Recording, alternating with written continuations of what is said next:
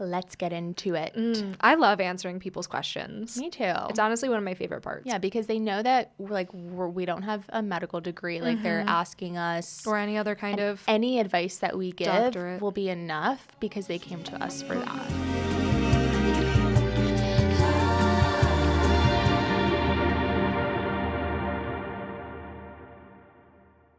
Dial 8555 OK so. And if you're calling internationally, just dial +1 8555 OK so. OKAYSO. Thank you. Sorry. And without further ado, I just called. I was super nervous, so it didn't come out right. But I wrote it down, and hopefully this will be better. So I'm calling because I feel like my last 2 relationships were not as sexually fulfilling as I would like them to be.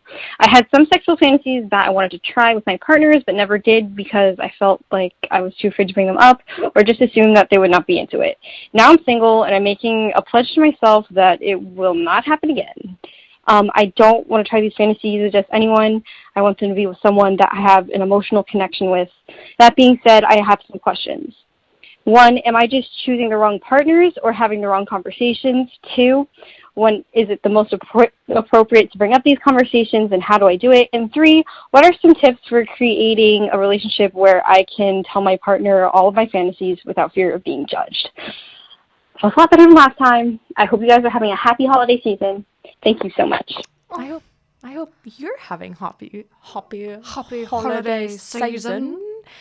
That was sweet. I love that she called back. Yeah, and was like, actually, here's my list. We heard the first one. We listened to both, and we're so grateful. I wish there was a little bit more context on like specifically what you were trying to get involved in. It sounds kind of kinky. Yeah, it seems pretty kinky. It's like you want to do cuckolding or just like some more intense like BDSM. Yeah, that the general pop. Maybe a little pee play. Yeah, who knows? That's like super kink. That's not How do I cultivate a relationship where I can just ask my partner to pee on me?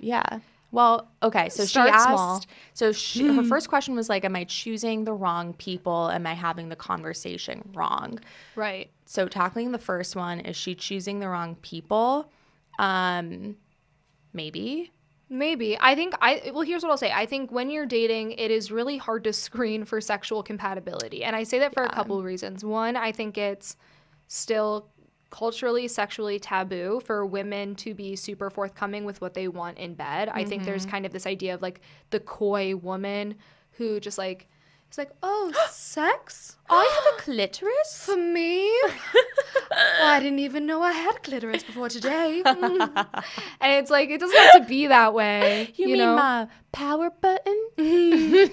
Self-destructing in 3, 2, 1. And that's what our orgasm sounds like. I will say this, though. Kudos to you for knowing what you want sexually. Yeah, that's really important. Like, I think that's great. I think going forward, I would say this. I think and you sound like someone who has a healthy sex drive, who's like in a healthy way sexually curious, and I think everyone deserves to get their itches scratched at some point.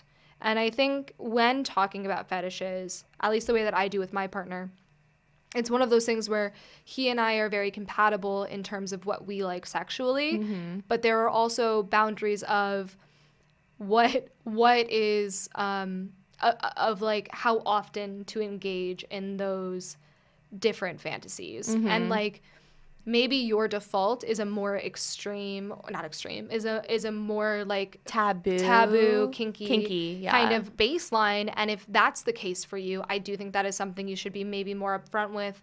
And there are dating apps for that. When first dating around, that's a great point. Yeah. Do you want to speak to those? Yeah. So what Rachel said, it is really hard to screen for sex in dating when you're dating, unless you're going to like a very strictly or explicitly sexual dating app like Feeld. It's spelled FEELD, and that has become known as like the kinky app. And I think it's gotten like super popular in the past year in Brooklyn, at least.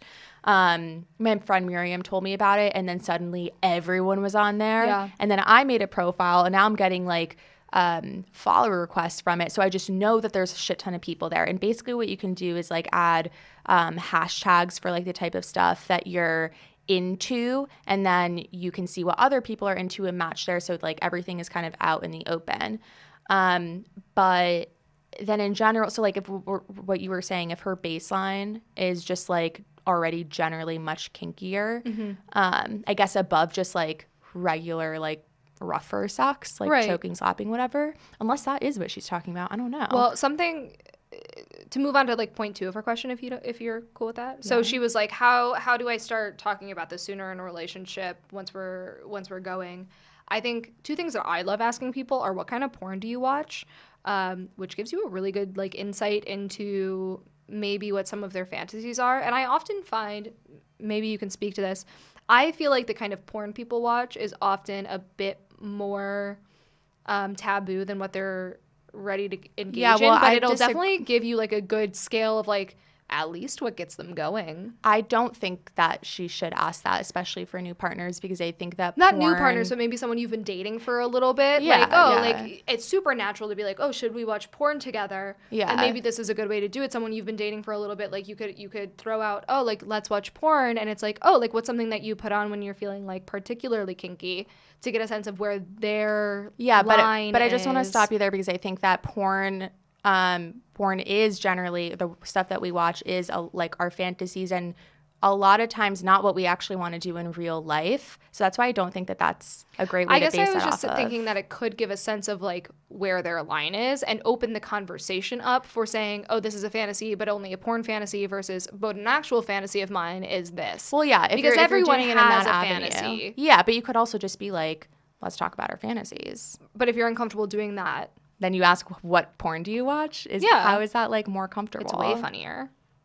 You tried out. Rachel and I dislagree on this, so no, yeah, I don't think there's a right answer. I think it's really difficult. Like, there's also like games that you could play that like help you. Well, how about you? I mean, you date more than I do. Yeah, because I'm not dating. Have a boyfriend. Yeah. No, but I'm different because I'm. First of all, I'm a sex influencer, and anyone so people expect you to be kinky. I think that there's 2 sides to it. 1, people wouldn't be so surprised that I ask, and 2, I don't have any shame in it, and I will ask. But maybe that's the key. Having no shame. Yeah. Well, I think being like, this is something that I want. Yeah. When you first start dating, I don't think that you have to whip out your kinks immediately, but you can start slow, or you can like drop them here or there. It really depends on like what you are talking about here. Like maybe while you're doing a little foreplay, like whisper something like, ooh, I would really like if XYZ thing happened. You know? Yeah. Or pillow. Engage their response. When you're in pillow talk, you could be like, oh, my friend was talking about blah, blah, blah. Like, what do you think about that? Oh, yeah. It's the same way as like using your mom for a scapegoat at a party. It's like, ooh, my friend was like talking about doing just like she loves a little bit of like, yeah, she wants to get pooped on. Like, what do you think about that? And then he'll be like, oh, no. And you'll be like, oh, I agree. But I do think like a little bit of like dirty stuff is fun. And then if you start with something super extreme and then bring it back, could be a fun way to and mitigate it. I feel like pillow talk after you have the sex and then you guys are already comfortable and you're like laying down together or whatever, you can just have like that like more open conversations. Right. Like, hey, like what are you into? Yeah. What have you always wanted to try?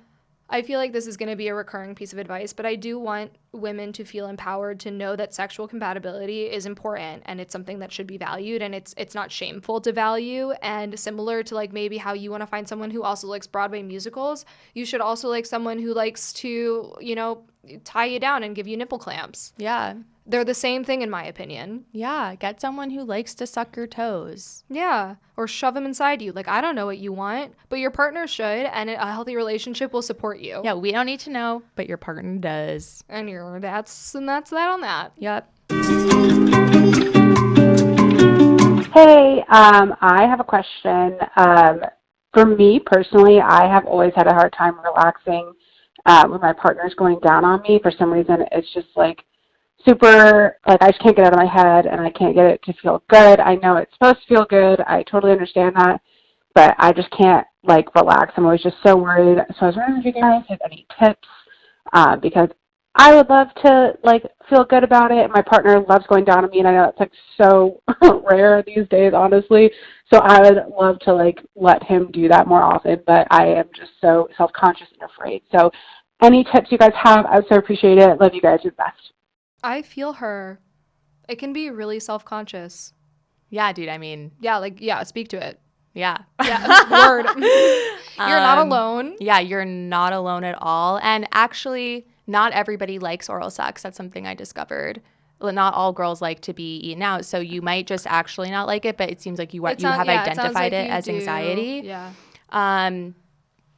It might be from other like past relationships that made you feel vulnerable or like shameful of your vagina or society. Or just general society being like, this isn't something that's important because we have so much focus on blowjobs, but not a lot on getting eaten out. You might be someone who really likes to please others and it's uncomfortable for you to have the focus on yourself.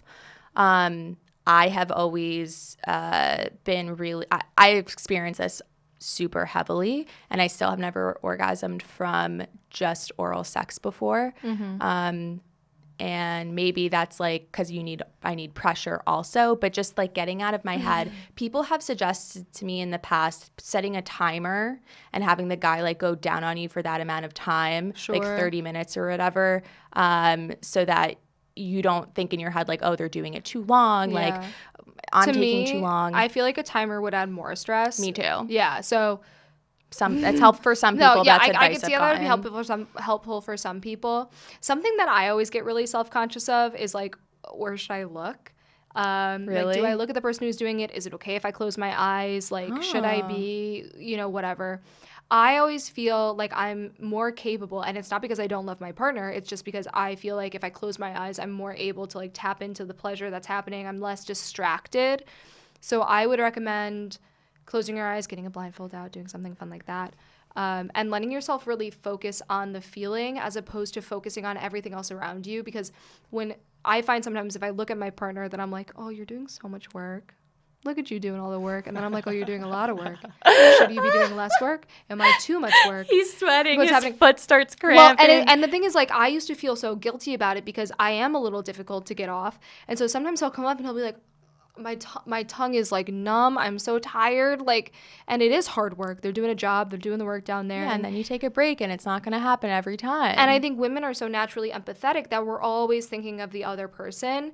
And I want to try this myself of just blindfolding myself so I'm just like sensorily like you're just focusing on the pleasure. I'm just focusing on me. Yeah. It's all about me, baby. Okay, turn on a little music, turn off the lights, put on a blindfold, only focus on you, and like try and tune out the rest of the world so that you can really focus on that pleasure. Yeah. A couple more things that you could try. Smoking weed, CBD lube, yes, CBD THC lube. Yep. That has really, really helped me. You could also do like surprise your partner with like a night that's just kind of like dedicated to them, or like a surprise blowjob, whatever.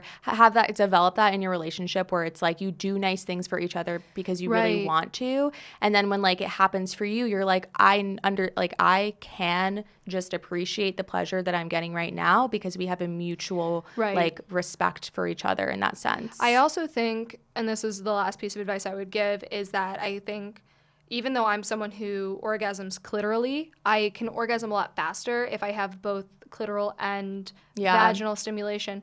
So I would recommend, if part of the issue, and I think for a lot of women, the issue is time, like we're like, this is just taking too long and we get self-conscious, look into maybe incorporating other toys to move that process along quicker. That's a really good idea. As you start, learning, because at a point you'll like figure out what gets you off kind of quick.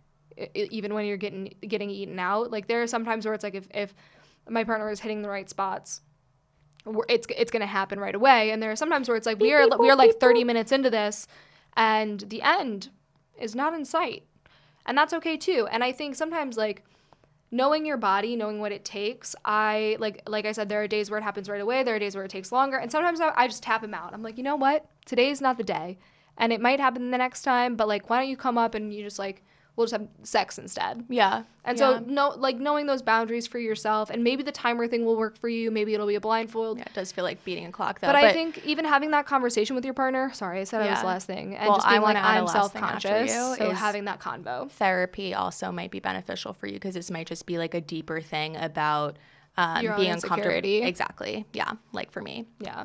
Anyway, that try out all those out. Let us know what happens. Let us know if it works for you. And if it does, send us an email and let us know. Yeah.